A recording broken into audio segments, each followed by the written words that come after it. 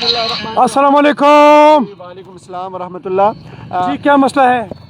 इस वक्त हम मौजूद हैं डिस्ट्रिक्ट जेल के सामने अवान शरीफ के पास, जहाँ पर 1.5 साल से यहाँ पर ये पोल आप देख सकते हैं गैस के पड़े हुए हैं। गैस का मसला है, प्रेशर का इन सारे एरियाज़ के अंदर।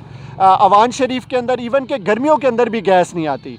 पीपल्स कॉलोनी के अंदर, दारुस्सलाम कॉलोनी के अंदर और जितनी नई आबादियाँ बन रही है सब में गैस का मसला है। और रेलवे डिपार्टमेंट जो है ये NOC नहीं दे रहा। 1.5 साल से ये पाइप यहाँ पर ही पड़े हुए और NOC नहीं दिया जा रहा।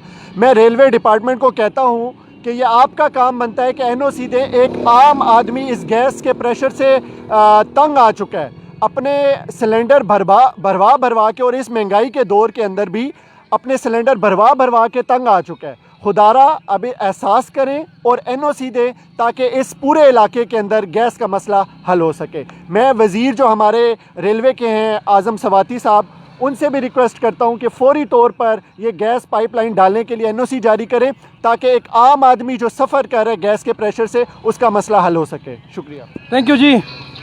ये जनाब फिक्स टीम जो है वो एक दफ़ा फिर आवाम के लिए बाहर निकल आई है, सड़कों पे निकल आई है।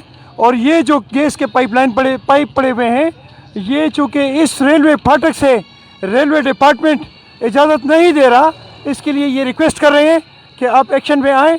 और रेलवे डिपार्टमेंट को रिक्वेस्ट है कि आप इसको अलाउ करें कि यहाँ से पाइपलाइन गुजरें, और मुतल्लिका डिपार्टमेंट्स को रिक्वेस्ट है कि आप इस पर फौरी एक्शन करें। फिक्स इट जिंदाबाद।